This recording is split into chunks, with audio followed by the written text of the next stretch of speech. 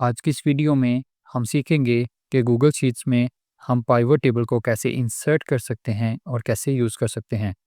Google sheets में pivot table को insert करने के लिए हम अपने डाटा टेबल में कहीं भी क्लिक करके जाएंगे इंसर्ट टैब में। इंसर्ट टैब में जाके हम जाएंगे पाइवट टेबल ऑप्शन पे। पाइवट टेबल ऑप्शन पे क्लिक करेंगे, हमारे पास क्रिएट पाइवट टेबल की विंडो आ जाएगी। यहाँ पे हमने मेक श्योर करना है कि ये जो रेंज सेलेक्ट हुई है वो एग्जैक्टली सेम है जो कि हमारे डाटा टेबल की है जिस पे हम पाइवट टेबल इंसर्ट करना चाह रहे हैं।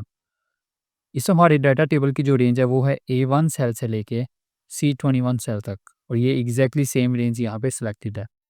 इसके बाद नेक्स्ट हमने ये स्पेसिफाई करना है कि हम न्यू शीट में पाइवट टेबल इंसर्ट करना चाह रहे हैं या ये जो एग्जिस्टिंग शीट है इसी में।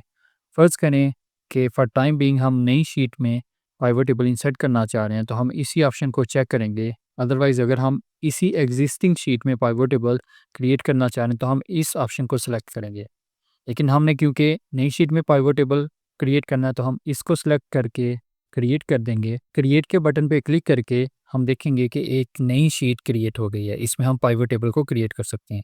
इसमें राइट साइड पे हमारे पास पाइवट टेबल एडिटर विंडो है जिसमें हमारे पास रोज, कॉलम्स, वैल्यूज़ और फिल्टर्स आ रहे हैं।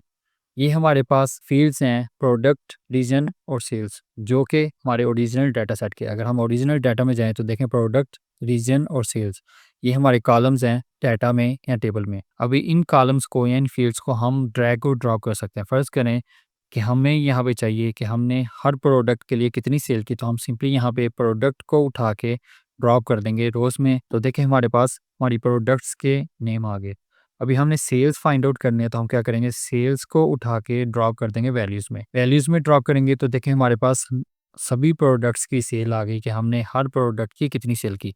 अभी फ़र्ज़ करें कि हमें टोटल सेल प्रोडक्ट की नहीं चाहिए, हमें टोटल सेल चाहिए रीजन की, तो हम क्या करेंगे, प्रोडक्ट को यहाँ से रिमूव कर देंगे, रीजन को उठा के हम दोबारा से ड्रॉप कर देंगे रोज़ में। जब रीजन को रोज़ में ड्रॉप करेंगे तो देखिए हमारे पास टोटल सेल्स आ गई रीजन वाइज़ कि हर रीजन में हमने टोटल कितनी सेल की। अभी फ़र्ज़ करें कि हम फाइंड करना चाह रहे हैं कि हर रीजन में हमने हर प्रोडक्ट के लिए कितनी सेल की, तो हम फ़र्ज़ करें क्या करेंगे, हम प्रोडक्ट को उठा के ड्रॉप कर देंगे कॉलम में। कॉलम में ड्रॉप करेंगे तो देखिए हमारे पास कॉलम्स में सारी प्रोडक्ट्स आ गई, और ऐसे हम चेक कर सकते हैं कि हमने हर रीजन में एप्पल की कितनी सेल की, बनाना, चेरी, डेट्स, मैंगो, इन सभी प्रोडक्ट्स की या इन्हीं सभी फ्रूट्स की हमने कितनी कितनी सेल की हर रीजन में। तो दोस्तों इस तरह हम इजीली और क्विकली गूगल शीट्स में पाइवट टेबल को यूज़ कर सकते हैं।